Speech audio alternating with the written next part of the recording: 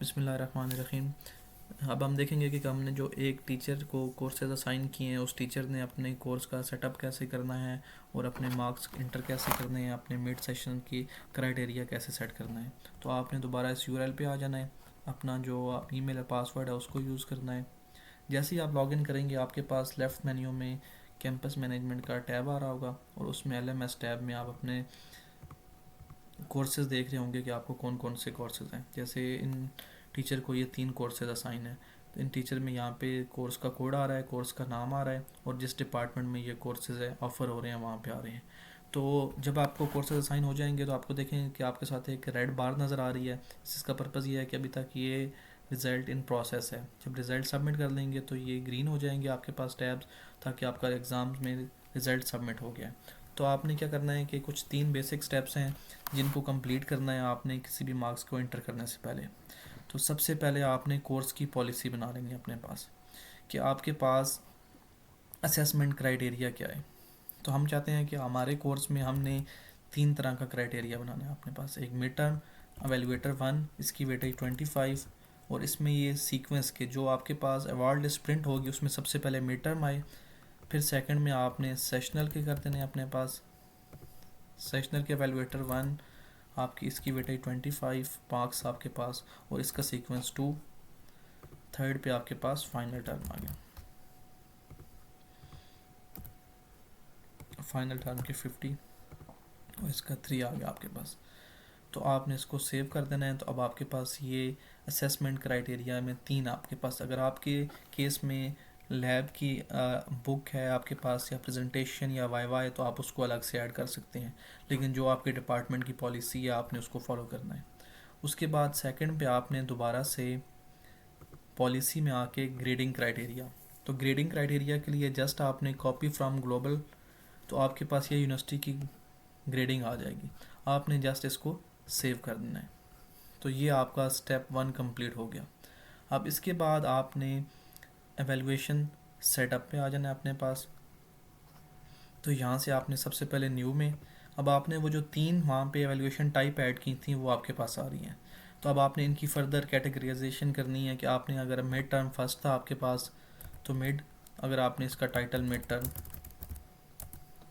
इसके मार्क्स आपके पास 25, इसकी वेटेज 100।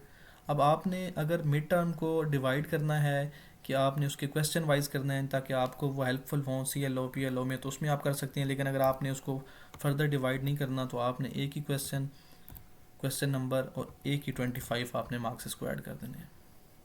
ये आपने सेव किया, आपके मिड टर्म ऐड हो गया। सेकंड आपने ऐड किया आपने सेशनल के, उसका सीक्वेंस 2 सेशनल, उसके मार्क्स, उसकी वेटेज 100, इसके 1। अगर आपने यहाँ पे अपने क्विज़ असाइनमेंट्स को आप डिवाइड करना चाहें, 2 क्विज़ 2 असाइनमेंट 1 प्रेजेंटेशन लेनी है 5-5 मार्क्स की, तो आप उसको इस तरह डिवाइड भी कर सकते हैं अपने पास। फिर इसी तरह आपने थर्ड पे ऐड कर देना है अपने पास फाइनल टर्म।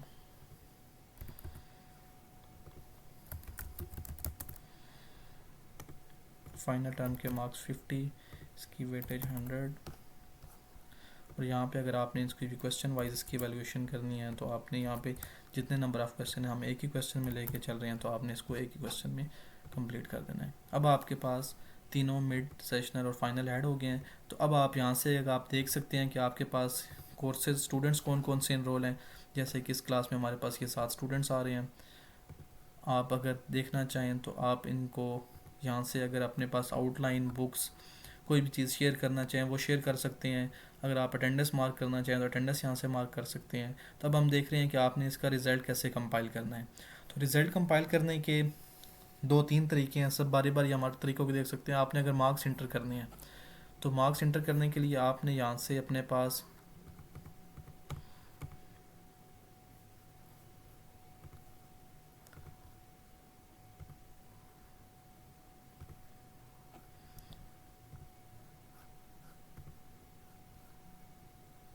एक मिनट सिर्फ,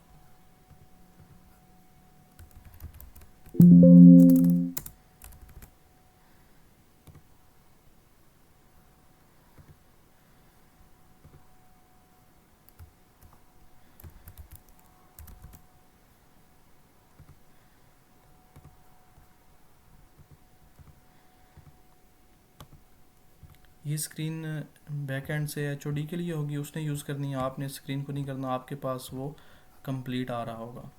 तो आपने अब अपने पास आके इसके कंपाइलेशन में जाना है, मार्क्स एंट्री पे जाना है अपने पास। तो अब वो जो आपने 3 अपने पास ऐड किए थे,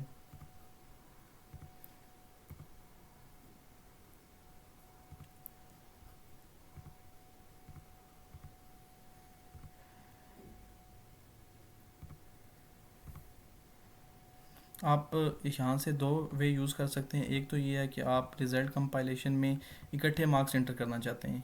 ये देखिए आपने मिड टर्म सेशनल वो जो रिपोर्ट सीक्वेंस किया था, ये आप यहाँ पे अपने पास आउट ऑफ 25 इसके जितने मार्क्स एंटर करें, सेशनल में एंटर करें और इसके फाइनल टर्म में एंटर करें।